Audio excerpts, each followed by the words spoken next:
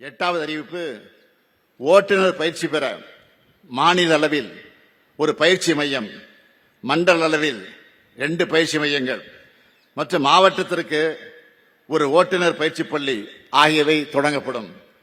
9வது அறிவிப்பு, தமிழ்நாடு கட்டுமான தொழிலாளர்கள் நல வாரியத்தில் பதிவு பெற்ற தொழிலாளர்களின் குழந்தைகள் கல்லூரியில் படிக்கும்போது திறனை மேம்படுத்தி வேலைவாய்ப்பு பெற நவீன தொழில்நுட்பங்களில் 10,000 மாணவர்களுக்கு 15 கோடி ரூபாய் செலவில் இணைய வழியில் திறன் மேம்பாட்டு பயிற்சி வழங்கப்படும். இந்த 9 அறிவிப்புகளும் விரைவில் செயல்படுத்தப்படும். வேற்றுமையில் ஒற்றுமையும், ஒற்றுமையின் மூலமாக ஒருமைப்பாட்டையும், ஒருமைப்பாட்டின் மூலமாக ஒன்றுபட்ட வளர்ச்சியும் வழங்க வேண்டும். ஒன்றுபட்ட வலிமையே நாட்டின் வலிமை. பல மாநிலங்கள், பல மொழிகள், பல பண்பாடுகள், பல மதங்களை சார்ந்த கோடிக்கணக்கான மக்களை உள்ளடக்கிய துணை கண்டம்தான் இந்தியா.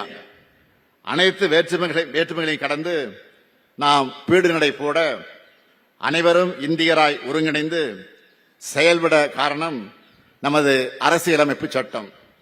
புரட்சியாளர் அம்பேத்கர் அவர்கள் வகுத்தளித்த இந்த வரலாற்று சாசனத்தில் ஒன்றிய அரசும் மாநில அரசுகளும் இணைந்து மக்கள் பணியாற்றுவதற்கு தேவையான அதிகார பகிர்வு தெளிவாக வரையறுக்கப்பட்டுள்ளது.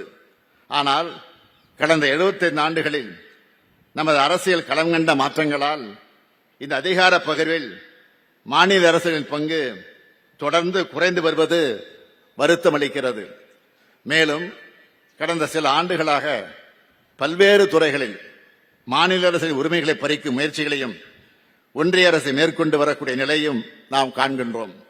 மக்களின் எதிர்பார்ப்புகளை நிறைவேற்றிட மக்களுக்கு அருகிலிருந்து செயல்படும் மாநில அரசுகளுக்கு படிப்படியாக கூடுதல் அதிகாரங்கள் தேவைப்படும் சூழலில் இதற்கு நேர்மாறாக கல்வி, மருத்துவம் போன்ற முக்கிய துறைகளில் மாநில அரசின் உரிமைகளை தொடர்ந்து பறிக்கப்படுகின்றன.